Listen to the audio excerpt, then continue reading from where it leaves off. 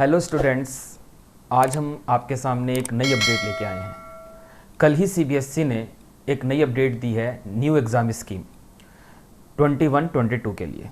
21 और 22 सेशन के लिए सीबीएसई ने अपने एग्ज़ाम पैटर्न में चेंज किया है।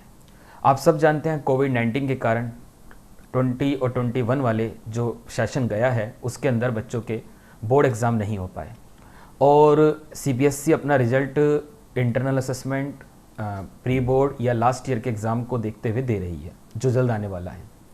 इसीलिए इस समस्या को देखते हुए सीबीएसई ने इस बार पहले ही अपनी एग्ज़ाम स्कीम के अंदर चेंज किया है। तो वो चेंज क्या है वही हम आपको बताने वाले हैं। सबसे पहली बात तो आप ये समझ लीजिए, इस बार भी सिलेबस रिड्यूस होने वाला है। वो रिड्यूस कब होगा, कितना होगा, ये हमें अभी पता लग जाएगा जुलाई के लास्ट में। जुलाई के लास्ट तक सीबीएसई आपको बता देगी कि कौन कौन से चैप्टर उसने कट करे हैं सिलेबस के अंदर से। आई होप, हमें जो लगता है लास्ट ईयर जो सिलेबस कट था वही इस बार भी कट होगा, तो आप उन्हीं चैप्टरों को भी पढ़िए जो चैप्टर लास्ट ईयर थे। सेकंड, सीबीएसई ने इस बार अपने एग्जाम को 50-50% के दो टर्म में डिवाइड किया है, term test 1 and term test 2।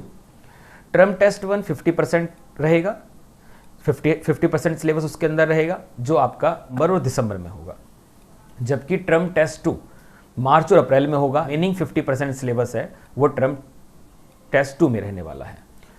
दोनों ही 50-50% के रखे गए हैं। इंटरनल असेसमेंट को सीबीएसई ने बिल्कुल भी छेड़ा नहीं है। इंटरनल असेसमेंट वही पहले की तरह होगा, उतना ही वेटेज उसका है जैसे होता था। 9th और 10th की अगर हम बात करते हैं तो पीरियोडिक टेस्ट थे आपके, पोर्टफोलियो था आपका, इसके अलावा प्रोजेक्ट, असाइनमेंट, क्विज, ये सब हुआ करते थे। और अगर 11th और 12th की बात करते हैं तो हर टॉपिक के बाद जो टेस्ट का प्रोविज़न था, प्रोजेक्ट था, असाइनमेंट था, वही रखा गया है। उसके बाद टर्म टेस्ट 1 जिसका एग्ज़ाम पैटर्न थोड़ा सा अलग है, जो पूरी तरीके से ऑब्जेक्टिव पेपर होने वाला है, MCQ base, multiple choice question इसके अंदर होंगे, जो केस स्टडी वाले क्वेश्चन होंगे, रीजनिंग आपके, और इसमें 50% सिलेबस आपका रहेगा। वो कौन सा रहेगा वो आपको पता लग जाएगा। तो 50% सिलेबस के अंदर रहेगा। ये पेपर आपका 90 मिनट्स का होगा, 90 मिनट का रहेगा, 1.5 घंटे का, जो पूरी तरीके से एमसीक्यू होगा। ये पेपर आपका अगर कोविड-19 समस्या सुलझ जाती है तो ये ऑफलाइन होगा, अदरवाइज ये ऑनलाइन होगा।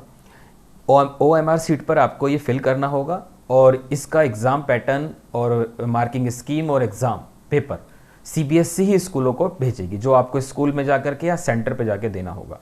ये पेपर एक्सटर्नल सुपरविज़न में होगा। एक्सटर्नल सुपरिटेंडेंट या एग्ज़ाम सुपरिटेंडेंट रहेंगे जो इस पेपर को ऑब्जर्व करेंगे और स्कूल को सेम डे आपकी ओएमआर सीट को अपलोड करना पड़ेगा सीबीएसई के पोर्टल पर।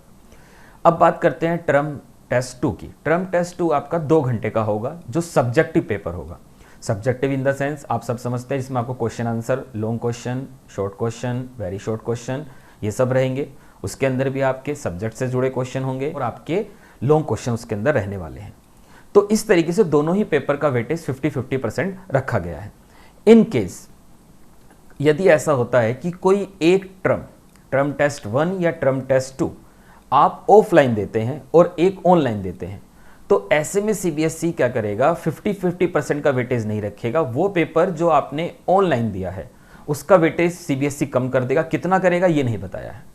और जो आपने ऑफलाइन दिया है उसका जो वेटेज है वो क्या हो जाएगा बच्चों, इंक्रीज कर दिया जाएगा। और अगर दोनों ही पेपर आप ऑफलाइन देते हैं तो ऐसे में सीबीएसई आपके पिछले रिकॉर्ड, आपके इंटरनल असेसमेंट को देखते हुए, आपकी वैलिडिटी को देखते हुए अपना रिजल्ट क्या करेगा, अनाउंस करेगा। और अगर आपने दोनों ही पेपर ऑफलाइन दिए हैं तो ऐसे में दोनों का वेटेज 50-50% रखा जाएगा। ये बात तो हमें समझ में आ गई है कि जो हमें टर्म टेस्ट 1 में पढ़ना है उसे हमें टर्म टेस्ट 2 में रिपीट करने की जरूरत नहीं है। और एक बात और हम आपको बताना चाहेंगे, टर्म टेस्ट 1 जो है उसमें आपको सारे क्वेश्चन एमसीक्यू बेस होंगे, इसीलिए चैप्टर के शुरू के क्वेश्चन आपको लॉन्ग तैयार करने की जरूरत नहीं है, आप शॉर्ट तैयार कीजिए। पेपर बेशक 2 बार होगा, लेकिन आपके लिए ये मान के चलिए बोर्ड का एग्ज़ाम थोड़ा पास आ गया है, नवंबर और दिसंबर मान के चलिए। इसीलिए आप सभी से हम ये आशा करते हैं कि आप सब इसकी तैयारी में लग जाएंगे।